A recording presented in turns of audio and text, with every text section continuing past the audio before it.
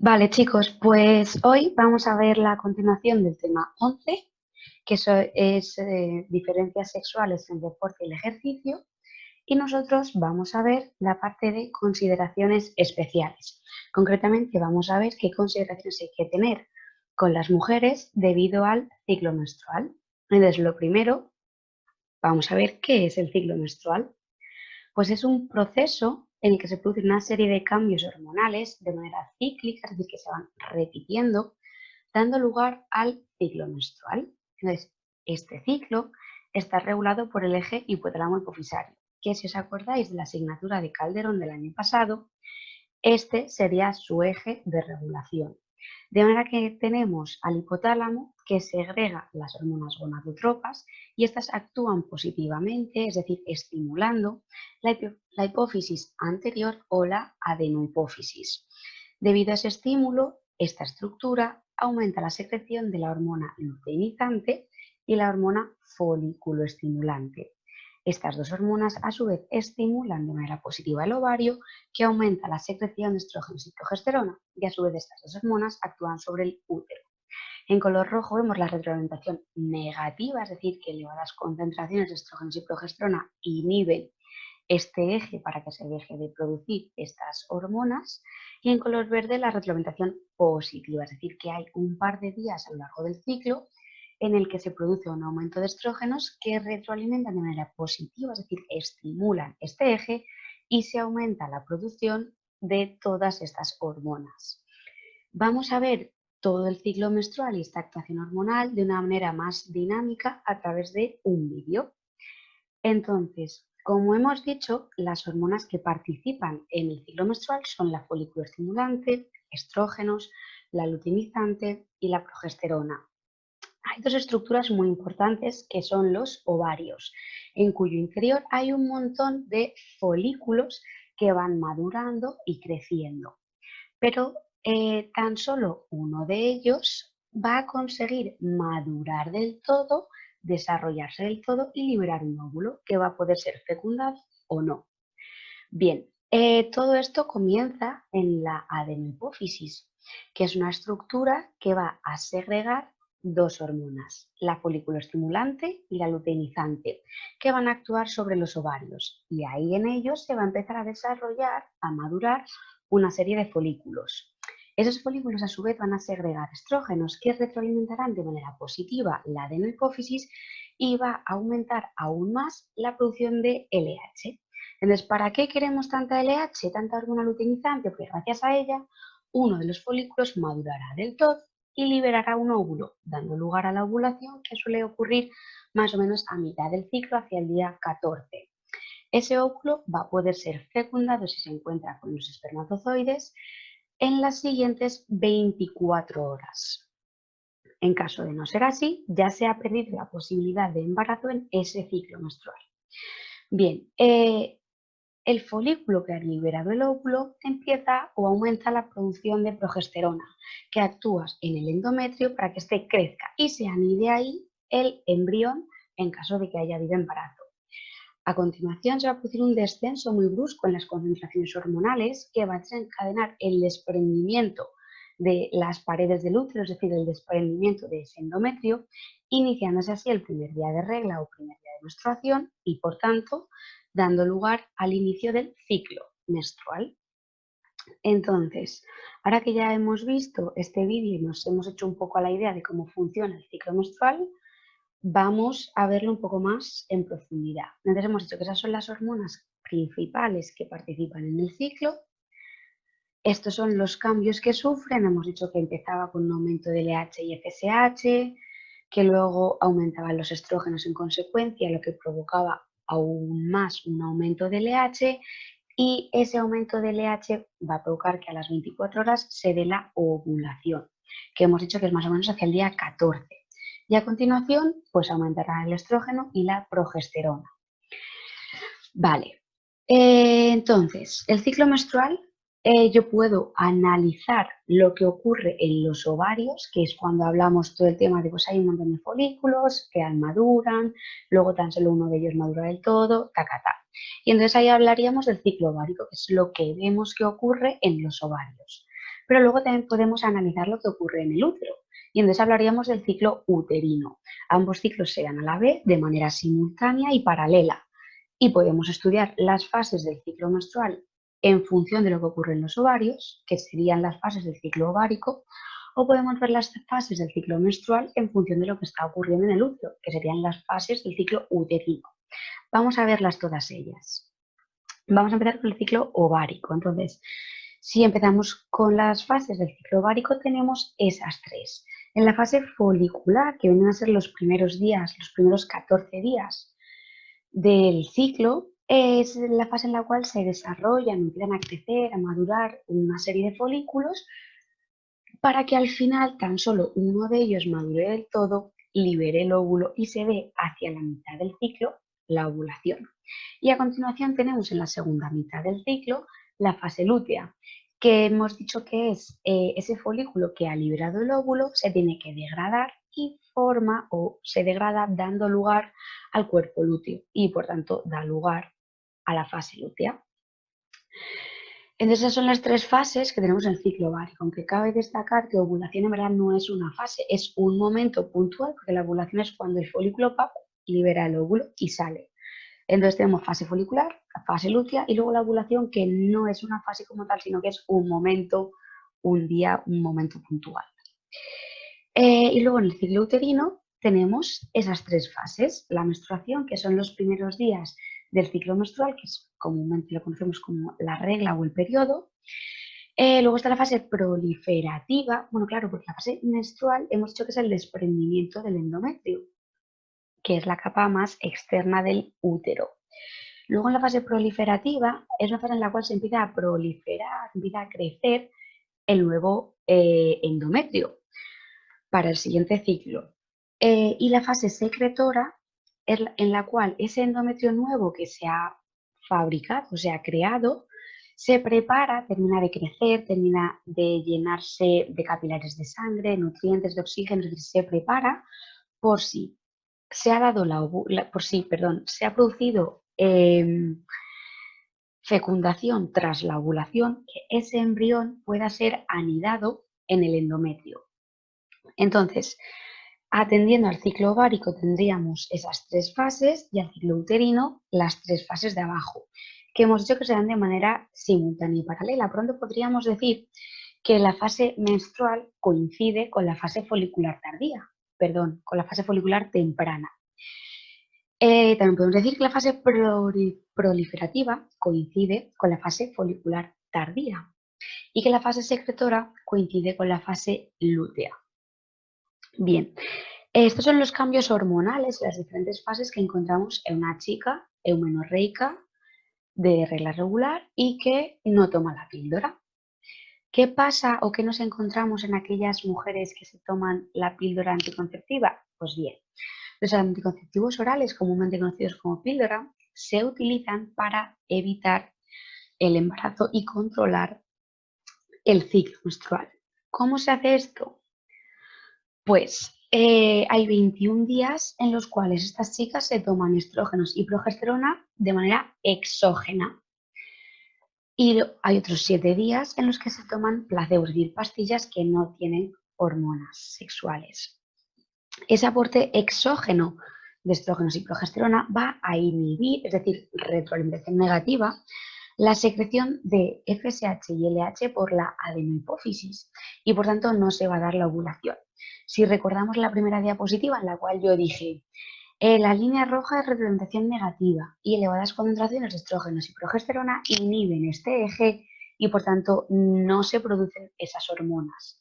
Bien, pues si yo inhibo este eje y no produzco LH y FSH, no voy a estimular el ovario y este ovario no se va a producir en él una maduración de folículos y por tanto no se va a producir la ovulación. Hay varios tipos de píldora y los más comunes son la monofásica y la trifásica. El propio nombre me está diciendo qué tipo de píldora es, porque por ejemplo en la monofásica quiere decir que solo hay una fase. Entonces vemos que los 21 días en los cuales las chicas se están tomando estrógenos y progesterona de manera exógena, las concentraciones de ambas hormonas es constante y luego en los 7 días de placebo baja ese aporte exógeno porque no se están tomando nada.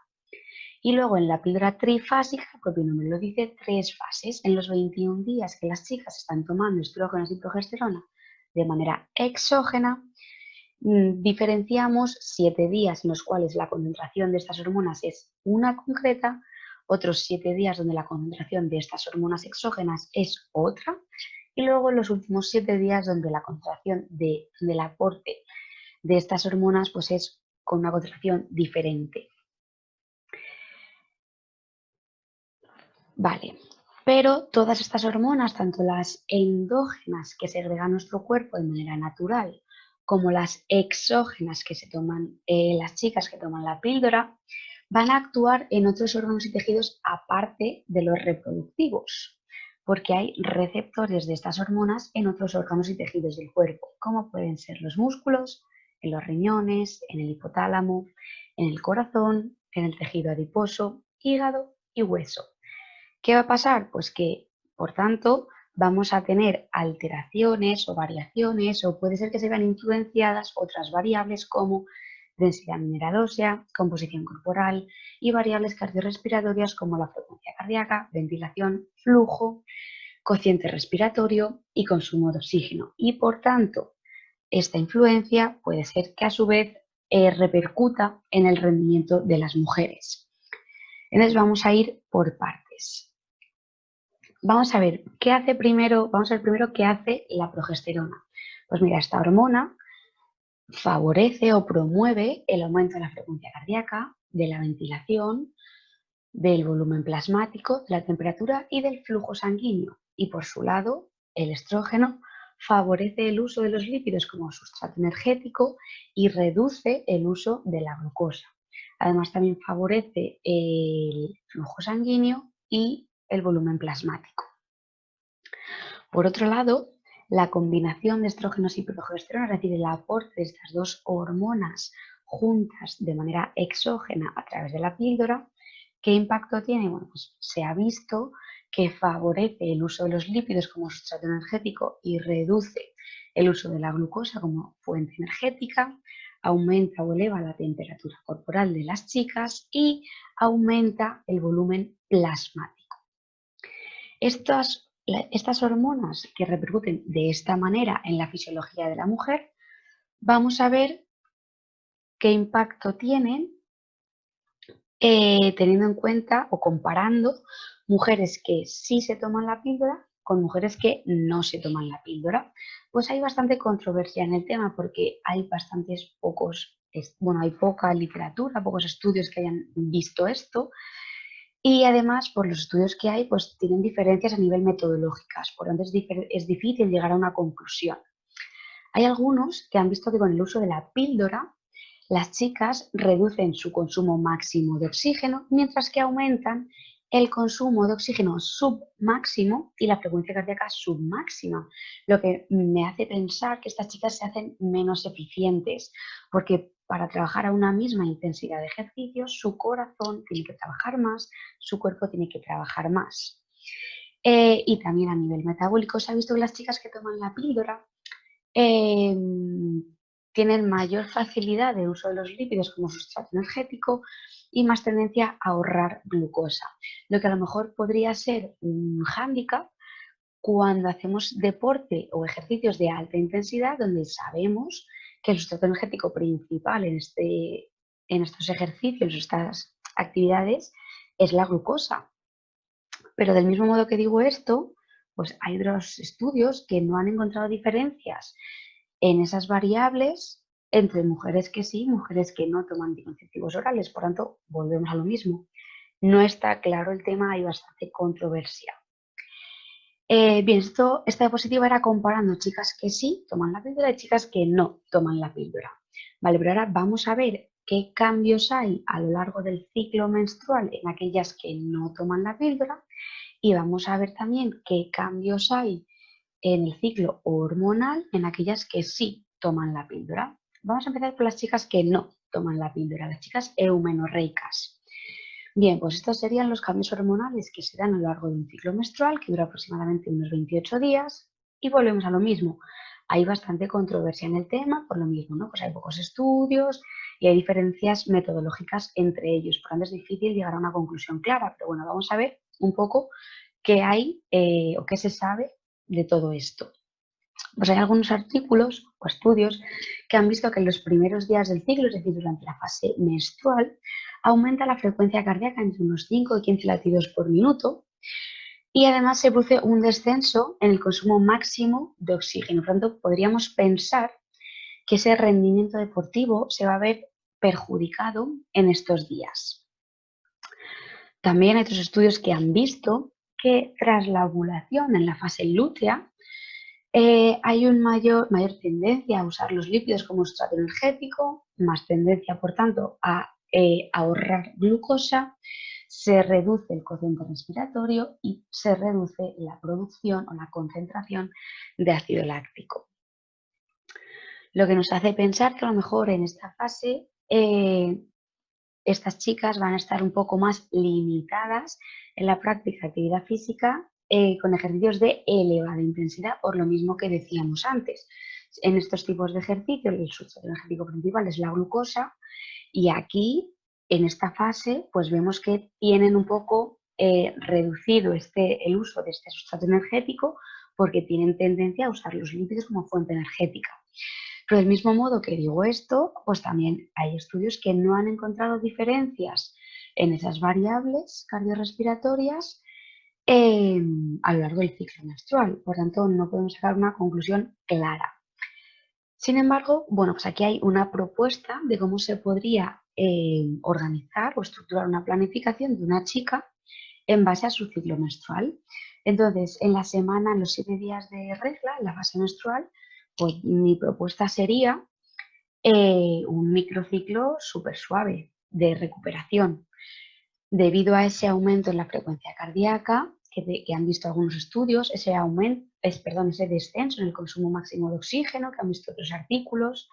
Además, en esta fase, como se está perdiendo sangre, se están perdiendo glóbulos rojos, se está perdiendo capacidad de transporte de oxígeno, capacidad de oxigenación de esos músculos que están trabajando en la práctica de actividad física. Por tanto, en esta semana la propuesta sería un microciclo más suave, pero que se prepare la chica, porque la semana de después, que sería la fase folicular tardía, ahí podemos aprovechar para meter un microciclo de impacto de mayor carga. Luego la ovulación podemos meter algo un poco más suave para que se recupere y en la fase lútea volver a aumentar un poquito la carga. Yo no pondría en la lútea el microciclo de mayor carga o el microciclo de impacto, por lo que hemos dicho que hay tendencia, algunos estudios han visto que hay más tendencia a usar los lípidos como fuente energética y más tendencia a ahorrar glucosa. Por lo tanto, un microciclo de elevada intensidad, de elevada carga en esta semana, pues igual no es lo más apropiado. Bien, esta es mi propuesta para una chica de regla regular en base a la literatura. Vamos a ver cuál sería para una chica que se tome la píldora. Vamos a coger a una chica un ciclo hormonal de píldora monofásica, que es la más normal, es la más común a día de hoy. Hemos dicho que en estos ciclos tenemos 21 días en los que se toman hormonas exógenas en la misma concentración durante los 21 días y luego 7 días de placebo. Bueno, aquí, si de chicas eumenorreicas hay poca literatura, con respecto a la píldora monofásica, menos aún, ¿vale? Entonces, de lo poquito que hay, sugiere o dice que la ventilación y la concentración de ácido láctico aumenta en la fase hormonal, es decir, en los días en los que estas chicas se toman se toman estrógeno y progesterona de manera exógena. Pero del mismo modo, hay otros artículos que no han encontrado diferencias entre la fase hormonal y la fase no hormonal. Por tanto, la propuesta de planificación para una mujer que se tome la píldora sería la siguiente. Vuelvo a repetir que en la fase menstrual, en la semana de regla, que suele coincidir con la semana no hormonal, meter un microciclo de recuperación. Volvemos a lo mismo. Aunque sí es verdad que las chicas que toman la píldora tienen una pérdida de sangre menor que las chicas eumenorreicas, aún así están perdiendo sangre, están perdiendo glóbulos rojos, capacidad de transporte de oxígeno, etc. Por tanto, esa semana la propuesta es con cargas más suaves. Y luego en las 3 semanas de donde toman estrógenos y progesterona de manera exógena, sí que se puede jugar ahí un poco más y ponerlo como queráis. Yo lo he puesto distribuido las cargas de esta manera, pero sí es verdad que se puede jugar y lo podéis adaptar, hay más libertad. Bien, entonces, visto esto, ahora vamos a ver un poco más tema de curiosidades. Por ejemplo, hay atletas que han establecido récords del mundo en cualquier fase del ciclo, incluso en las semanas de flujo que nosotros llamamos de regla o fase menstrual. ¿Vale? Entonces, aunque yo he sugerido o hemos hecho aquí una propuesta de que en esos días pues, hay que intentar una carga baja, aún así hay chicas que han conseguido récords del mundo en esa fase del ciclo menstrual.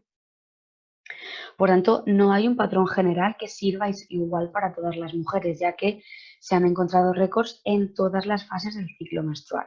Por tanto, yo como entrenador, lo primero que tengo que hacer es preguntarle a la chica, conocer bien su ciclo, conocer bien lo que siente ella, cómo percibe las diferentes fases y a partir de ahí hacer una planificación basada por y para ella, basándome en la literatura, pero una planificación por y para ella. Los términos que hemos estado utilizando o que vamos a usar en base a la función menstrual serían los siguientes. La menarquia, que es la primera regla de todas, la primera vez que me viene la regla, que suele ser entre los 10 y 14 años, aunque puede retrasarse.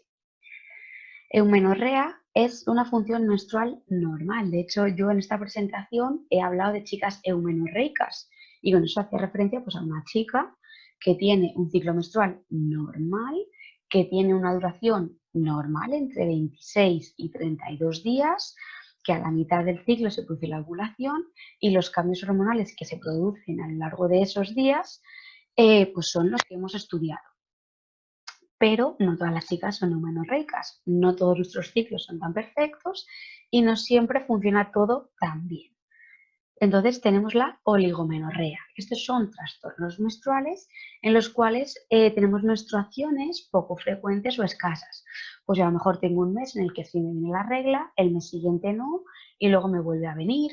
O a lo mejor en vez de venirme en esa franja de tiempo que hemos dicho que son entre 26 y 32 días, pues hay un mes que me viene en el día 40. Pues eso sería oligomenorrea. Y luego ya el caso más extremo es la amenorrea, que es directamente ausencia de menstruación. Y hay dos tipos. Tenemos la amenorrea primaria, que es la ausencia de la primera menstruación en las mujeres jóvenes, es decir, menores de 18 años. Entonces, la amenorrea primaria es la ausencia de la menarquia, es decir, que la primera regla no me viene. Esa sería la amenorrea primaria. ¿Cuál sería la secundaria?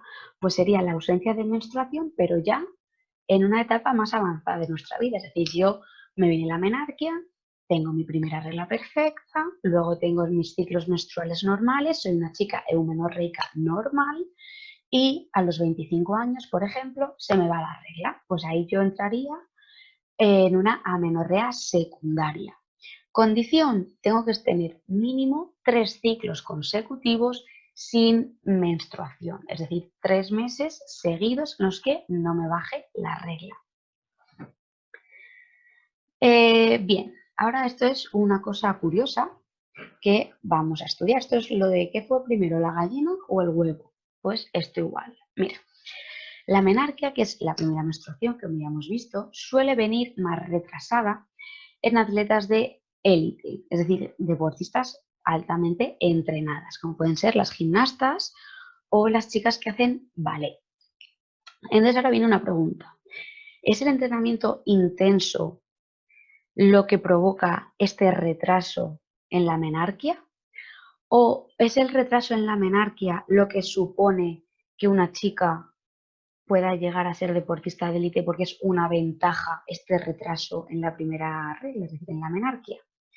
Bien, pues la doctora Garrido, de nuestra facultad, hizo una investigación y demostró que tanto los niveles de densidad mineral ósea como otros factores de crecimiento son normales perdón, eran iguales en chicas tanto entrenadas de élite como en chicas que no eran entrenadas e incluso eran superiores en aquellas chicas deportistas.